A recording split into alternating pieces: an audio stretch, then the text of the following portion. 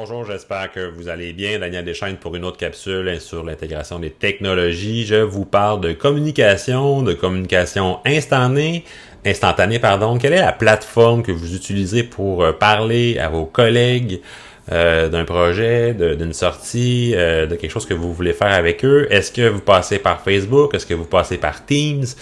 Il y a maintenant une nouvelle possibilité, c'est Google Chat. Donc, depuis en fait 2013, il faut savoir que Google avait créé l'application Hangout, qui était en fait la visio.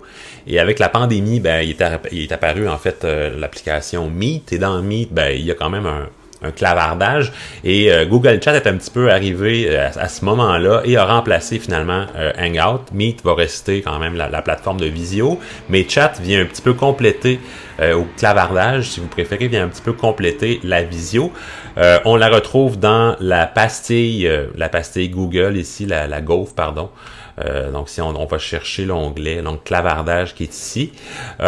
Ça ressemble en fait à un Facebook, un Messenger. Donc j'ai du clavardage proprement dit. Je peux choisir, je peux parler à quelqu'un du centre de service, puis bon, je peux parler à Daniel, donc je peux me parler. J'ai pris mon compte perso pour que ça fasse pas trop bizarre. Alors pour épargner des conversations privées. Donc ça c'est la plateforme. Je peux toujours basculer en visio si je le veux. Bon, j'ai des petits emojis. Bon, c'est vraiment un truc là. Ce qu'il y a de plus normal pour une plateforme de clavardage. Là, c'est sûr que la plateforme Loom cache un petit peu, mais j'ai des espaces. Et à mon avis, c'est quand même ça qui peut ressembler aussi aux équipes de Teams. C'est une équivalence des équipes de Teams. Donc, pour créer un espace, donc c'est un groupe, je vais aller dans espace ici. Et je vais lui donner un nom. Donc, un espace à définir. Et là, je peux entrer les adresses des gens qui vont faire partie. Puis je peux aussi intégrer des espèces de petits logos là. Donc, je vais créer mon espace. Et l'espace, dans le fond, va être ici.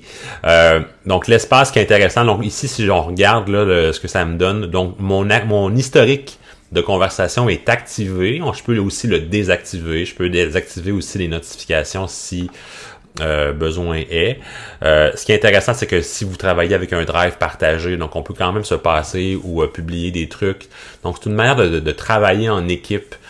C'est un petit drive partagé, en fait, en conversation. On peut le voir comme ça. Il y a plusieurs échanges, mettons qu'on est sur un même niveau puis qu'on enseigne, qu'on se partage des tâches, des évaluations, tout ça. C'est quand même une manière de le faire, de garder une trace de tout ça. On peut s'attribuer des tâches, on peut rajouter des personnes. Bien entendu, comme on est dans Google puis qu'on n'est pas loin de Meet, on peut toujours basculer en rencontre vidéo. S'il y a beaucoup de personnes dans l'espace puis qu'on veut pas vraiment déranger tout le monde. On peut toujours aussi, on voit peut-être mal ici avec ma pastille, il y a la fonction réunion. Donc on peut lancer une rencontre dans Meet. Donc je pourrais lancer ici une invitation, puis aller chercher, puis l'envoyer dans le clavardage. Vous voyez, bref, Google Meet n'est jamais très loin de Google Clavardage. Donc voilà, donc c'est une plateforme qui nous incite en fait à la réflexion. Quelle plateforme on devrait utiliser pour les communications à l'interne dans le centre de service? Est-ce que c'est le courriel? Est-ce que c'est Teams? Voici maintenant donc une alternative à Microsoft et c'est Google Clavardage. Merci beaucoup, puis je vous souhaite une bonne journée.